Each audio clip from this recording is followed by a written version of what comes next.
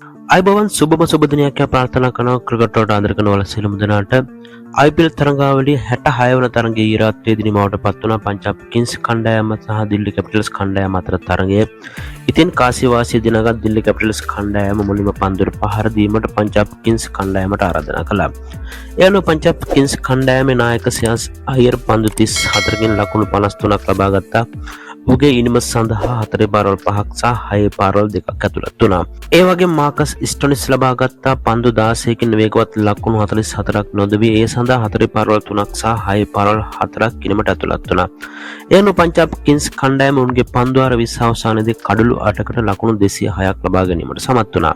ඒ අනුව දිල්ලි කැපිටල්ස් කණ්ඩායම වෙනුවෙන් පන්දු යැවීමේදී මුකේෂ් කුමාර් එක් කඩලුවක් ඒ වගේම මුස්තෆිසුර් රහ්මාන් කඩලු 3ක්ද විප්‍රාජ් නිගම් කඩලු 2ක් සහ කුල්දීප් යාදව් කඩලු 2ක් පිඳහෙළුවා. ඒ අනුව ලකුණු 207ක ඉලක්කයක් හඹා ගිය දිල්ලි කැපිටල්ස් කණ්ඩායමේ සමීර් රිස්වි පන්දු 25කින් ලකුණු 58ක් ලබා ගනිමින් පන්දු වාර 19 පන්දු 3ක් තුළදී ලකුණු 208ක් කඩලු 4කට ලබා ගනිමින් තරඟය ජයග්‍රහණය කරනවා කඩලු 6කින්. ඊයේ තරඟයේ වීරයා සම්මාන දිනා ගැනීමට සමත් වුණා දිල්ලි කැපිටල්ස් කණ්ඩායමේ සමීර් රිස්වි. ඉතින් IPL තරඟාවලිය අද තරඟ දෙකක් පැවැත්වෙනවා. ඒ 67 වන තරඟයේ ලෙසින් ගුජරාට් ටයිටන්ස් කණ්ඩායම සහ චෙන්නයි සුපර් කිංස් කණ්ඩායම වගේම 68 වන තරඟයේ ලෙසින් සන්රයිසර්ස් හයිදරාබාද් කණ්ඩායම සහ කොල්කතා නයිට් රයිඩර්ස් කණ්ඩායම අතර තරඟය පැවැත්වෙනවා. ඉතින් දැන් අපි විමසා බලමු ප්‍රසාද ලකුණු සටහන කොහොමද වෙනස් වන්නේ කියලා.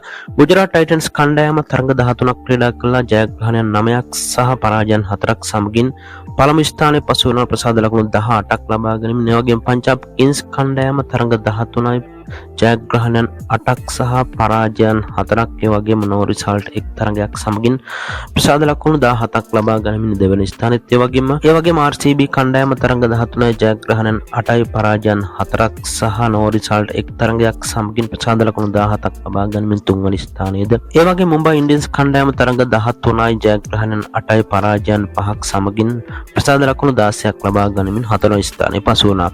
ඉතින් ගුජරාට් ටයිටන්ස් කණ්ඩායම පංජාබ් කිංස් කණ්ඩායම RCB කණ්ඩායම සහ මුම්බයි ඉන්ඩියන්ස් කණ්ඩායම තමයි මේ වන විට ප්ලේ-ඔෆ්ස් වටේට තේරී තිබෙන්නේ. ඒ අනුව දිල්ලි කැපිටල්ස් කණ්ඩායම ලක්නෝ සුපර් ජයන්ට්ස් කණ්ඩායම කොල්කතා නයිට් රයිඩර්ස් කණ්ඩායම වගේම සන්රයිසර්ස් හයිදරාබාද් කණ්ඩායම රාජස්ථාන් රොයල්ස් කණ්ඩායම සහ චෙන්නයි සුපර් කිංස් කණ්ඩායම මේ වන විට 2025 IPL තරඟාවලිය නිල වශයෙන්ම ඉවත් වී තිබෙනවා.